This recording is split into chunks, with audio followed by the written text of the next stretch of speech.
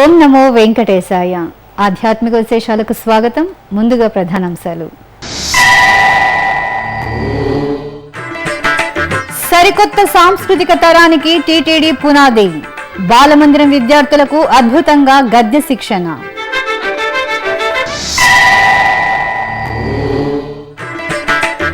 శతాబ్దాల చరిత శిల్పకళా చతురత తిరుపతి గోవిందరాజస్వామి వారి ఆలయం ప్రత్యేక కథనం.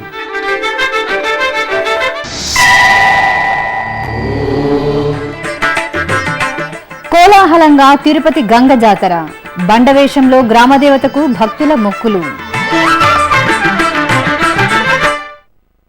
ఓ సరికొత్త సాంస్కృతిక తరాన్ని తయారు చేయడానికి తిరుమల తిరుపతి దేవస్థానం నడుం బిగించింది. సనాతన ధర్మ ప్రచారానికి సాంస్కృతిక కార్యక్రమాలే ఆయువు పట్టు. అందుకే విద్యార్థులకు వీటిని నేర్పడం ద్వారా సాంస్కృతిక పునరుజ్జీవికకు పునాది వేస్తుంది. తిరుపతిలోని బాలమందిరం విద్యార్థులకు ఆధ్యాత్మిక సాంస్కృతిక అంశాలలో శిక్షణ ఇస్తున్నారు. ఓ పక్క లౌకిక విద్యను నేర్చుకుంటూనే తమకు నచ్చిన ఈ విలాస విద్యకు విద్యార్థులు ప్రాణం పోస్తున్నారు. తాము నేర్చుకున్న అంశాలను గురువారం సాయంత్రం తిరుపతిలోని శ్వేతభవన ప్రాంగణంలో ప్రదర్శించారు. ఇందులో భాగంగా శ్రీ ద్వాదశ స్వరస్థాన గోవిందనామ సంకీర్తన, శ్రీ వచన రామాయణ రాగమాలికలు, ఆంజనేయ స్తోత్రం, ఆదిత్య హృదయం, సూర్యాష్టకం, శ్రీనివాస గద్యం, శ్రీరంగ గద్యం పఠించిన విద్యార్థులు కోలాటాలతో ఆధ్యాత్మిక పరిమళాలను వెదజల్లారు. ఈ నెల 22వ తేదీ నుంచి ప్రారంభమయ్యే శుభప్రదం తరగతులలో విద్యార్థులకు అవగాహన కలిగించేందుకు ఈ కార్యక్రమాలను ఎస్వీబీసీ ద్వారా ప్రసారం చేయనున్నారు.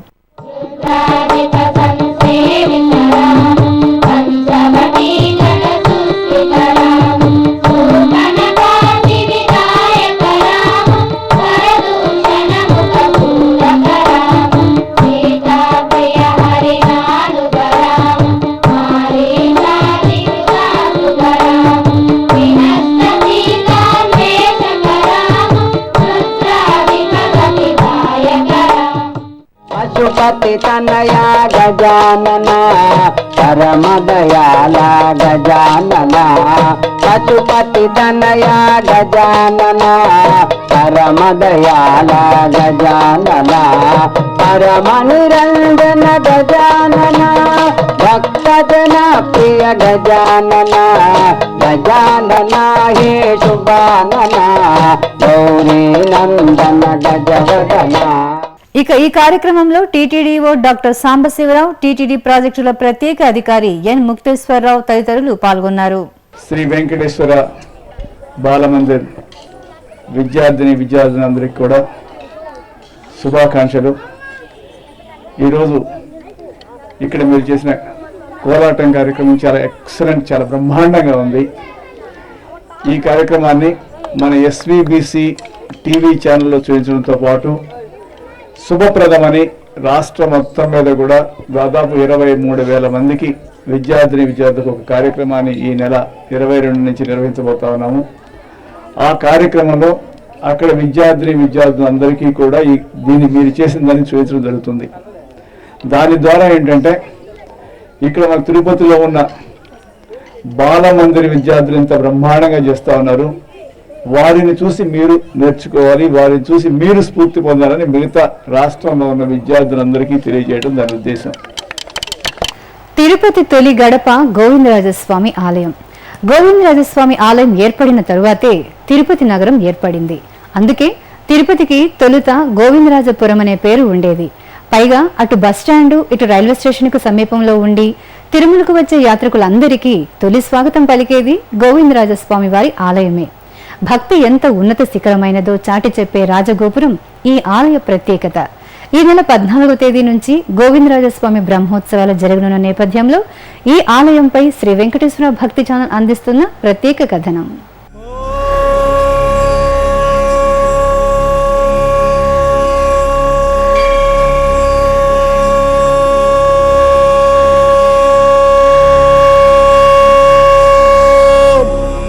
నమో నారాయణాయ.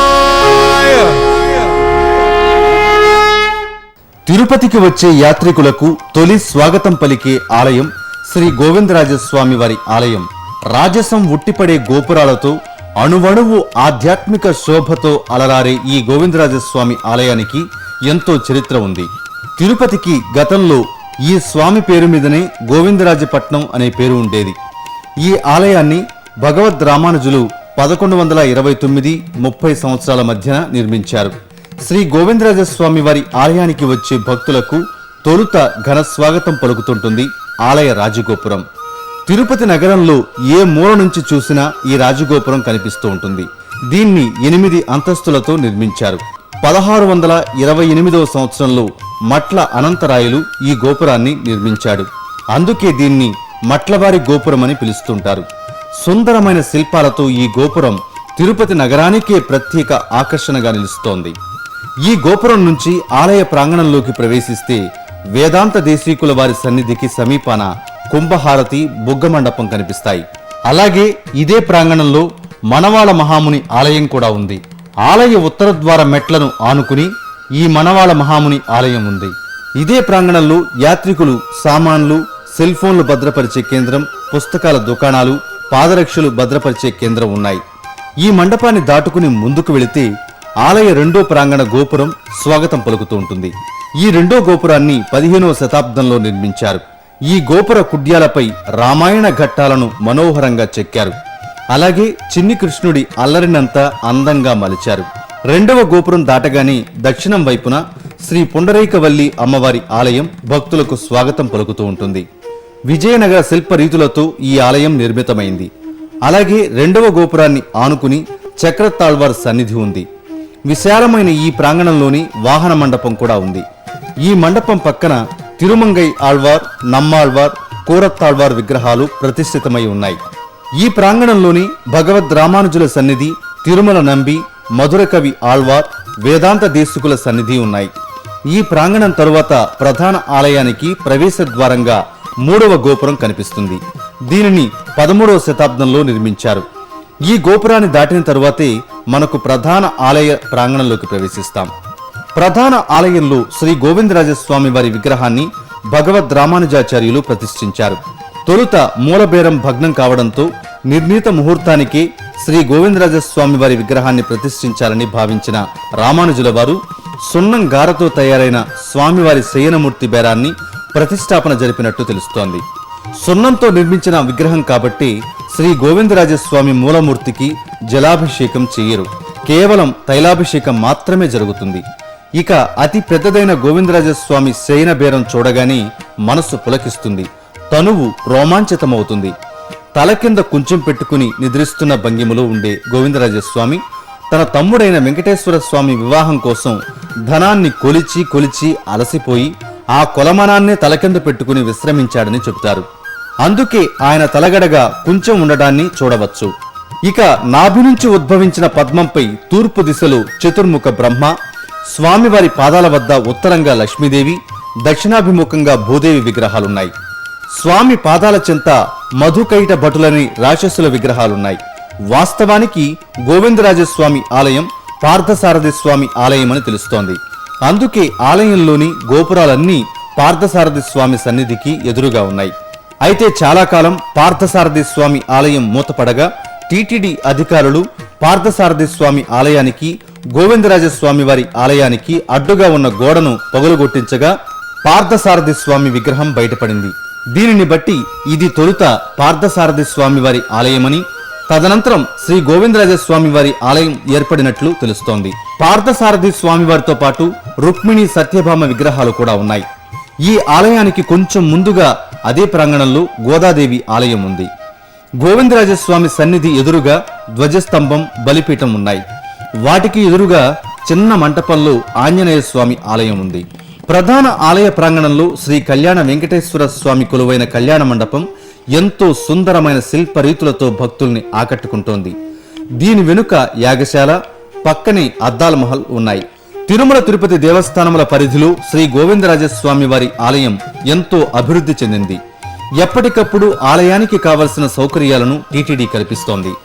ఆలయం మొత్తం శాశ్వత ప్రాతిపదికన పందిళ్లు వేశారు. భక్తులు తమ తిరుగు ప్రయాణంలో గోవిందరాజస్వామి వారిని దర్శించుకోవడానికి వస్తూ ఉంటారు. స్వామివారికి జరిగే సుప్రభాతం, అర్చన, తోమాల సేవలను 10 రూపాయల టికెట్ కొనుగోలు చేసి భక్తులు వీక్షించవచ్చు. దీంతో పాటు ఆలయ ప్రాంగణంలో ప్రత్యేకంగా ఏర్పాటు చేసిన కౌంటర్లు భక్తులు శ్రీవారి బంగారు వెండి డాలర్లను 5-10 గ్రాముల్లో కొనుగోలు చేసుకోవచ్చు. ఇక ఇంత పెద్ద ఆలయంలో నిత్యం ఏదో ఒక ఉత్సవం జరుగుతూనే ఉంటుంది. నిత్యోత్సవాల్లో భాగంగా సుప్రభాతం, తోమాల సేవ, సహస్రనామార్చన జరుగుతాయి. ఇక వారోత్సవ, మాసోత్సవ, పక్షోత్సవాల్లో ముఖ్యమైనవి పరిశీలిస్తే శుక్రవారం ఉత్సవం ప్రధానమైంది. పక్షోత్సవాల్లో ఏకాదశి ప్రధానమైంది. అలాగే మాసోత్సవాల్లో ఉత్తరా నక్షత్రం, రోహిణి నక్షత్రం, శ్రవణ నక్షత్రం, పోలంగి సేవలు ముఖ్యమైనవి. అలాగే వార్షికోత్సవాల్లో బ్రహ్మోత్సవం, రథసప్తమి, గోకులాష్టమి, తెప్పోత్సవాలు తదితర ఉత్సవాలు ఎన్నో ఉన్నాయి. తిరునగరికి చారిత్రక సాక్ష్యంగా నిలుస్తున్న గోవిందరాజస్వామి వారి ఆలయ సందర్శనం సకల పాపహరణం. ఆలయాల సముదాయంగా ఆధ్యాత్మిక నిలయంగా భాసలుతున్న గోవిందరాజస్వామి వారి ఆలయంలో బ్రహ్మోత్సవాలలో స్వామివారు మరింత శోభాయమానంగా దర్శనమిస్తుంటారు. ఈ బ్రహ్మోత్సవాలలో ఆ స్వామివారిని దర్శించుకుందాం, తరిద్దాం. వారం రోజుల పాటు భక్తులు వివిధ వేషాలతో అలరించే తిరుపతి గంగ జాతరలో భాగంగా రెండవ రోజైన గురువారం భక్తులు బండ వేషంలో అమ్మవారిని దర్శించుకున్నారు. శరీరమంతా ఎర్రని కుంకుమ పూసుకుని, కాటుక బొట్లు, తెల్లటి పూలు చుట్టుకుని, బొరుగుల హారాలతో భక్తులందరూ అమ్మవారి ఆలయానికి తరలివచ్చారు. ఆలయంలో ప్రదక్షిణ చేశారు. బలిపీఠం వద్ద కొబ్బరికాయలు కొట్టారు. ఆపై ఆలయంలోని అమ్మవారిని దర్శించుకున్నారు.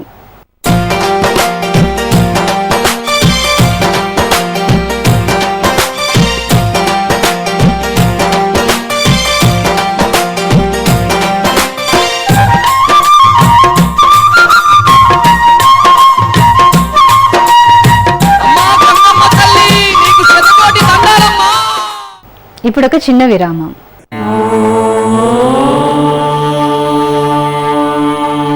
అన్ని దానాల్లోకి అన్నదానం మిన్న. తిరుమలకు లక్షలాదిగా తరలివచ్చే భక్తులకు శ్రీవారి అన్నప్రసాదం పేరిట ఉచిత భోజనాన్ని, చక్కని వసతులతో నిత్యం అందిస్తోంది తిరుమల తిరుపతి దేవస్థానం. శ్రీ వెంకటేశ్వర నిత్యాన్న ప్రసాదం ట్రస్ట్ పేరుతో నడుస్తున్న ఈ సత్సంకల్పంలో మీరు పాలు పంచుకోండి. తిరుమల శ్రీవారి అనుగ్రహానికి పాత్రులు కండి. మరిన్ని వివరాలకు వెబ్సైట్ ఐడి www.tirumala.org. ఓం నమో వెంకటేశాయ. ఆధ్యాత్మిక విశేషాలకు తిరిగి స్వాగతం.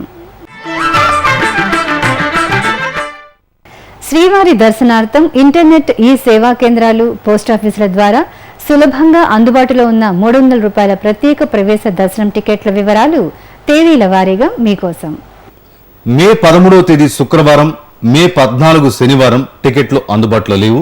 మే 15వ తేదీ ఆదివారం 1206 టికెట్లు, మే 16వ తేదీ సోమవారం 5305, మే 17వ తేదీ మంగళవారం 9088, మే 18వ తేదీ మంగళవారం 7735, మే 19వ తేదీ గురువారం 6657, మే 20వ తేదీ శుక్రవారం 7213 టికెట్లు అందుబాటులో ఉన్నాయి. ఈ సౌకర్యాన్ని భక్తులు వినియోగించుకోవాల్సిందిగా టీటీడీ విజ్ఞప్తి చేస్తోంది. పశ్చిమ గోదావరి జిల్లా తాడేపల్లిగూడెం శివారులోని జువ్వలపాలెంలో కొలువైన శ్రీ సీతారామచంద్ర స్వామి, రామలింగేశ్వర స్వామి వారి ఆలయాల్లో భగవత్ రామానుజ జయంతి, శంకర జయంతి ఉత్సవాలను ఘనంగా నిర్వహించారు. శ్రీ వైష్ణవ సేవా సంఘం సమాఖ్య ఆధ్వర్యంలో శివకేశవుల అభిధాన్ని చాటి చెబుతూ భగవత్ రామానుజుల వారిని, రామలింగేశ్వర స్వామి వారి లింగ స్వరూపానికి ఒకే పల్లెములో ఉంచి ఒకేసారి పంచామృతాభిషేకాన్ని నిర్వహించారు.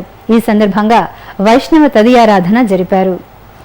నవనారసింహస్వామి క్షేత్రాల్లో ఒకటైన కరీంనగర్ జిల్లా ధర్మపురిలోని శ్రీ లక్ష్మీనరసింహస్వామి ఆలయంలో నవరాత్రి ఉత్సవాలు అత్యంత వైభవపేతంగా ప్రారంభమయ్యాయి. మొదటి రోజు ఉదయం అర్చకులు మంగళ వాయిద్యాలతో గోదావరి నుంచి బిందు తీర్థం తీసుకువచ్చారు. ఆ తర్వాత ప్రధాన ఆలయమైన శ్రీ యోగలక్ష్మీ నరసింహస్వామి, శ్రీ ఉగ్ర నరసింహస్వామి ఆలయాలలో పుణ్యహవాచనం, ఋత్విక్వరణం, కలశ స్థాపన నిర్వహించారు. ఆపై స్వామి అమ్మవారి మూల విరాట్లకు పంచామృతాలు, మామిడి రసాలతో అభిషేకాలు నిర్వహించారు. ఆ తర్వాత స్వామి అమ్మవార్లను రంగురంగుల పుష్పమాలికలతో అందంగా అలంకరించారు. రామనామ స్మరణతో భద్రాద్రి పులకరించింది. శ్రీరామ పునర్వసు దీక్ష ముగిసిన తరుణంలో 2 తెలుగు రాష్ట్రాల నుంచి తరలివచ్చిన శ్రీరామ భక్తులతో భద్రాద్రి పురవీధులు రామనామ స్మరణలతో మారుమ్రోగాయి. వేకువజామునే భక్తులు తమ ఆరాధ్య దైవమైన శ్రీ సీతారామచంద్ర స్వామి వారిని దర్శించుకున్నారు. ఆ తర్వాత రామాలయంలోని చిత్రకూట మండపం ఆవరణలో శ్రీరామ దీక్షాధారులకు దేవస్థానం అందజేసిన తిరువడితో ప్రత్యేక పూజా కార్యక్రమాలు నిర్వహించారు. తిరువడి ధారణ చేసిన భక్తులు 3 సార్లు భద్రగిరి ప్రదక్షిణ చేశారు. ఇక పశ్చిమ గోదావరి జిల్లా ఏలూరు రామచంద్రరావుపేటలో నెలవైన శ్రీ వెంకటేశ్వర స్వామి ఆలయ వైశాఖ బ్రహ్మోత్సవాలు వేడుకగా ముగిశాయి. చివరి రోజున కళ్యాణ శ్రీనివాసునికి ద్వాదశి ప్రదక్షిణలు, ఊలంగి సేవ, పవళింపు సేవలను కన్నుల పండుగ నిర్వహించారు. భక్తులు స్వామివారి సేవలను కనులారాగాంచి పరవశులయ్యారు. ఈ సందర్భంగా ఆలయాన్ని విద్యుత్ దీపాల తోరణాలతో అలంకరించిన తీరు భక్తులను ఆకట్టుకుంది. బళ్ళారి నగరంలో రాఘవేంద్ర స్వామివారి బృందావనానికి పాలు, పెరుగు, వెన్నె, తేనె, చక్కెర, మామిడి పండ్ల రసాలతో పంచామృతాభిషేకాన్ని నిర్వహించారు. తదుపరి శ్రీ స్వామివారి బృందావనాన్ని వివిధ పూలమాలలతో అలంకరించి తులసి దళాలతో అర్చించి మంగళ హారతులు సమర్పించారు. భక్తులు శ్రీ రాఘవేంద్ర స్వామివారిని దర్శించుకుని తరించారు. జగద్గురు శ్రీ ఆదిశంకరాచార్యుల వారి జయంత్యుత్సవాలను తెలుగు రాష్ట్రాల్లోని పలు ఆలయాల్లో ఘనంగా జరుపుకున్నారు. ఈ సందర్భంగా ఆదిశంకరులకు ప్రత్యేక పూజలు చేసి విశేషంగా అలంకరించి ధూపదీప నైవేద్యాలను సమర్పించారు. ఆ విశేషాలను తెలుసుకుందాం. ఆదిశంకరాచార్య జయంతిని నల్గొండలో ఘనంగా నిర్వహించారు. తిరుమల తిరుపతి దేవస్థానముల కళ్యాణ మండపంలో శంకర గో సంరక్షణ సంఘం ఆధ్వర్యంలో శంకర జయంతి జరిపారు. ఈ కార్యక్రమంలో భాగంగా మొదట పల్లకీ సేవ నిర్వహించారు. అనంతరం షోడశోపచార పూజలు నిర్వహించారు. కోలాటాల నడుమ పల్లకీ సేవ నగర వీధుల్లో వేడుకగా కొనసాగింది. శ్రీకాళహస్తి క్షేత్రంలో ఉన్న పుష్పగిరి మఠంలో జగద్గురు ఆదిశంకరాచార్యుల వారి జయంత్యుత్సవాలు కమనీయంగా నిర్వహించారు. ఇందులో భాగంగా కలశ స్థాపన, కలశ పూజ, పుణ్యాహవాచనం తదితర క్రతువులు జరిపారు. తరువాత వేద పండితులు శ్రీ ఆదిశంకరాచార్యుల వారికి ప్రత్యేక పూజలు నిర్వహించారు. అనంతరం శంకరాచార్యుల వారి చిత్రపటాన్ని ఊరేగించారు. నిజామాబాద్ లో భక్తుల కల్పతరుగా వెలుగొందుతున్న శ్రీ లలితాదేవి ఆశ్రమాలయంలో జగద్గురు శ్రీ ఆదిశంకరాచార్యుల వారి జయంత్యుత్సవాలు నయన మనోహరంగా నిర్వహించారు. అద్వైత సిద్ధాంతకర్త శ్రీ ఆదిశంకరాచార్యుల పాలరాత్రి విగ్రహమూర్తికి పంచామృతాభిషేకాలు, శుద్ధ జలాలతో అభిషేకం నిర్వహించారు. ఆదిశంకర స్తోత్రాలను భక్తులు పారాయణం చేస్తుండగా స్వామివారిని వివిధ రకాల పూలమాలలతో సర్వాంగ శోభితంగా అలంకరించి హారతులు సమర్పించారు. హైదరాబాద్ నల్లకుంట శంకర మఠంలో ఆదిశంకరాచార్యుల వారి జయంత్యుత్సవాలను భక్తి శ్రద్ధలతో జరిపారు. ఈ సందర్భంగా జగద్గురువులు పల్లకీ ఉత్సవాన్ని నయన మనోహరంగా నిర్వహించారు. చక్కగా అలంకరించిన శంకరాచార్యుల వారిని పల్లకీపై కొలువు తీర్చి మేళ తాళాలతో ఊరేగించారు. అనంతరం మఠంలో ఏర్పాటు చేసిన సాంస్కృతిక కార్యక్రమాలు భక్తులను అలరించాయి. కర్నూలులోని శంకర మఠంలో ఆదిశంకరాచార్యుల వారి జయంతి ఉత్సవాలు వేడుకగా నిర్వహించారు. ఈ సందర్భంగా ఆలయంలో కలశ స్థాపన, కలశ పూజ, పుణ్యాహవాచనం తదితర క్రతువులను జరిపారు. ఆపై పంచామృతాలు, సుగంధ ద్రవ్యాలు, పవిత్ర జలాలతో అభిషేకం నిర్వహించి ధూపదీప నైవేద్యాలు సమర్పించారు. కర్ణాటక రాష్ట్రం బెంగళూరు మహాలక్ష్మీపురంలోని అవని శృంగేరి శంకర మఠంలో శంకర జయంతి వేడుకలు ఘనంగా జరిగాయి. శ్రీ శ్రీ శ్రీ అవని శృంగేరి జగద్గురు శ్రీ శ్రీ అభినవ విద్యాశంకర భారతి మహాస్వామీజీ ఆధ్వర్యంలో శ్రీ శారదాదేవి, శ్రీ ఆదిశంకరాచార్యుల మూలమూర్తులకు ప్రత్యేక పూజలు జరిపి యాగశాలలో రుద్రహోమాలను శాస్త్రోక్తంగా నిర్వహించారు.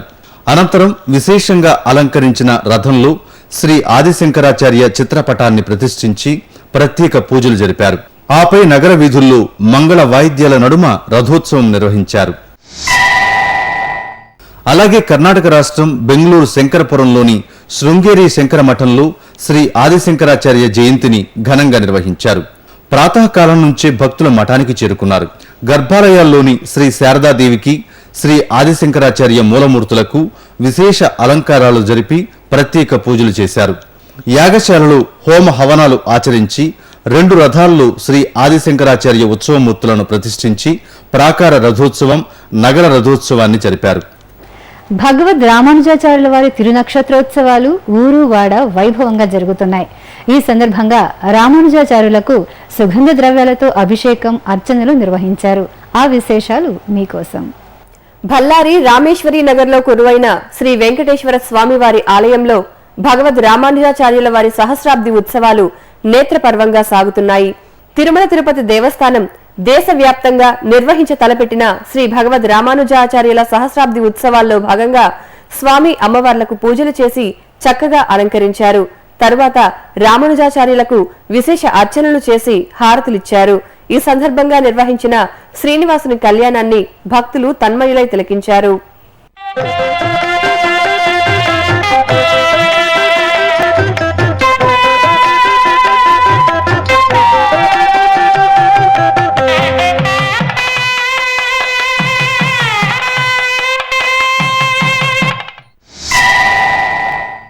కర్నూలులో భగవద్ రామానుజాచార్యుల జయంతి ఉత్సవాలు కమనీయంగా నిర్వహించారు.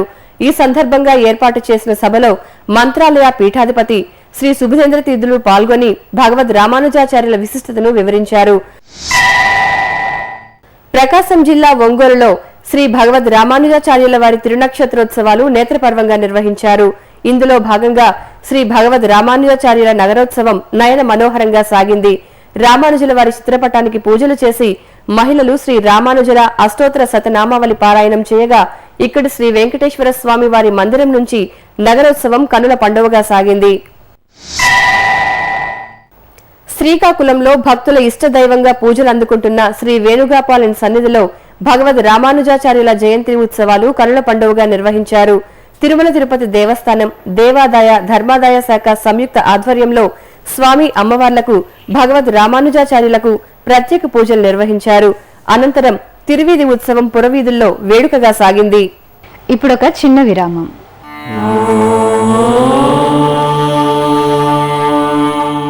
మానవ సేవే మాధవ సేవ అనే మహత్తర ఆశయంతో ప్రాణాంతక వ్యాధులతో కొట్టుమిట్టాడే నిరుపేదలైన రోగులకు ఉచిత వైద్య చికిత్సను కల్పించే ఉదాత్త ఆశయంతో శ్రీ వెంకటేశ్వర ప్రాణదాన ట్రస్ట్ ను స్విమ్స్ వైద్య విశ్వవిద్యాలయం ద్వారా నిరంతరాయంగా నడుపుతోంది తిరుమల తిరుపతి దేవస్థానం.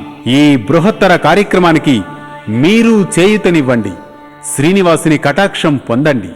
మరిన్ని వివరాలకు ఫోన్ నంబర్లు 087722777777. ఓం నమో వెంకటేశాయ. ఆధ్యాత్మిక విశేషాలకు తిరిగి స్వాగతం. కడప నగరంలోని శ్రీ భద్రావతి భావనారుషి స్వామివారి ఆలయ అష్టమ వార్షికోత్సవాన్ని పురస్కరించుకుని కళ్యాణోత్సవాన్ని నిర్వహించారు. ఈ సందర్భంగా కళ్యాణ వేదికపై శ్రీ భద్రావతి భావనారుషి స్వామివార్లను కొలువు తీర్చారు. ఆపై గణపతి పూజ, కలశ పూజ, యజ్ఞోపవీత ధారణ, మాంగళ్య పూజ, మాంగళ్య ధారణ తదితర క్రతువులను కమనీయంగా నిర్వహించారు. అనంతరం ముత్యాల తలంబ్రాల సమర్పణ వేడుకగా సాగింది. భక్తులు భావనారుషి స్వామివారి కళ్యాణాన్ని వీక్షించి తరించారు. ఇక వివిధ ప్రాంతాల్లో జరుగుతున్న సాంస్కృతిక కార్యక్రమాల సమాహారం కళా నీరాజనంలో వీక్షిద్దాం.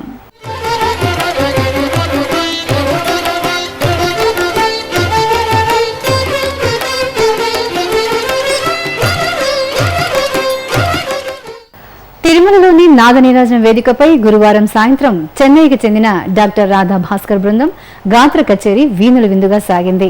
శ్రీ త్యాగరాజస్వామి వారి జయంతిని పురస్కరించుకుని ప్రత్యేకంగా ఈ కార్యక్రమాన్ని నిర్వహించారు.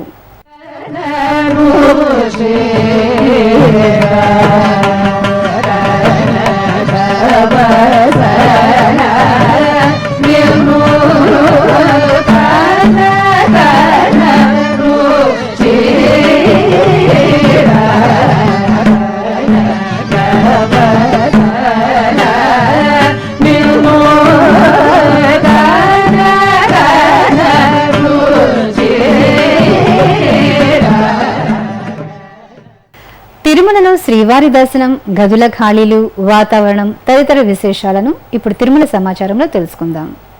ఇప్పటి వరకు 64,000 మంది భక్తులు శ్రీవారి దర్శనం చేసుకున్నారు.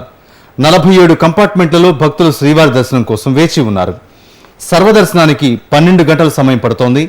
దివ్య దర్శనానికి 10 గంటల సమయం పడుతోంది. తిరుమలలో 135 గదులు ఖాళీగా ఉన్నాయి. అలిపిరి మార్గంలో భక్తుల రాకపోకలు యథావిధిగా సాగుతున్నాయి. తిరుమలలో వాతావరణం గరిష్ట ఉష్ణోగ్రత 34 డిగ్రీల సెల్సియస్, కనిష్ట ఉష్ణోగ్రత 23 డిగ్రీల సెల్సియస్ గా ఉంది. ఆధ్యాత్మిక విశేషాలు ఇంతటితో సమాప్తం. తిరిగి రేపు ఉదయం 8 గంటలకు ప్రసారమయ్యే ఆధ్యాత్మిక విశేషాల్లో మళ్ళీ కలుసుకుందాం. ఓం నమో వెంకటేశాయ.